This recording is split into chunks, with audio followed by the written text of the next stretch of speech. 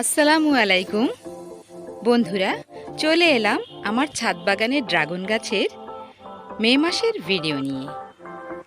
এবছর দ্বিতীয়বারের মতো আমার ড্রাগন গাছে প্রায় 100 খানেক কুড়ি এসেছে।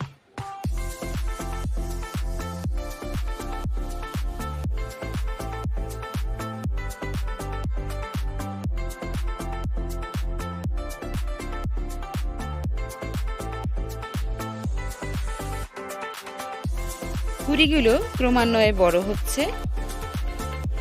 প্রথমবারে যে কুড়ি এসেছিল সেখান থেকে 4টা ফল গাছে রয়েছে। তোমরা দেখতে পাচ্ছ, এই হচ্ছে একটি ফল। প্রথমবারের কুড়িগুলো তীব্র তাপদাহের কারণে ঝরে গিয়েছিল। এখানে অন্য একটি ফল দেখা যাচ্ছে।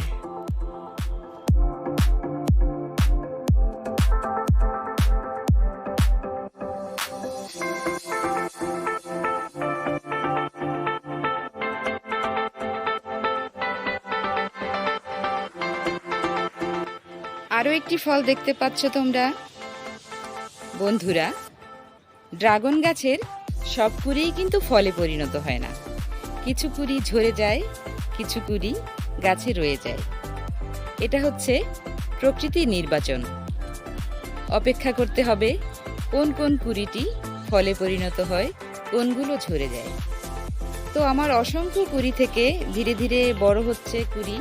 এর মাঝেই কিছু কুড়ি আস্তে আস্তে ঝরে গিয়েছে এবং এখনো কিছু কুড়ি গাছে শুকনো অবস্থায় আছে। এই যে দেখতে পাচ্ছ, এখানে কিছু কুড়ি শুকিয়ে গেছে, হলুদ রঙের হয়ে গেছে। শুকনো কুড়িগুলোকে আমি নিজেই ফেলে দিচ্ছি।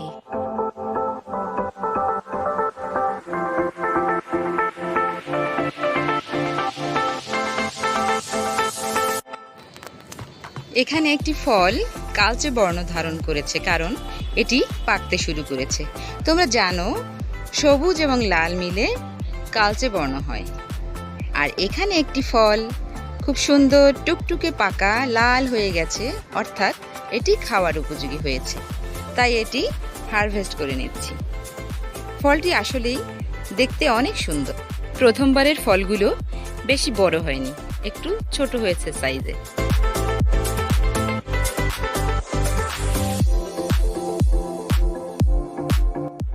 তবে বাজারের ফলগুলোর মতো পানসে নয়, গাছ পাকা, তাই অনেক টেস্টি এবং মিষ্টতাও অনেক বেশি। এখানে আরও একটি ফল পাকতে শুরু করেছে, কালচে ভাব হয়েছে। অন্যদিকে গাছের কুড়িগুলো অনেক বড় হয়েছে, বেশ বড়। অল্প কিছু দিনের মধ্যেই হয়তো কুড়িগুলো ফুলে পরিণত হবে। বন্ধুরা, অবশেষে অনেকগুলো কুড়ি ফুলে পরিণত হওয়ার সময় হলো। আজ রাতে অনেকগুলো ফুল ফুটবে আশা করছি। কিন্তু একটি শঙ্কার বিষয় হচ্ছে, ঘূর্ণিঝড় রিমাল আসছে। ঝিরিঝিরি বাতাস, হালকা বৃষ্টি এবং আকাশ ঘন কালো মেঘে ছেয়ে আছে। জানি না ঘূর্ণিঝড় রিমালের তীব্রতা কেমন হবে।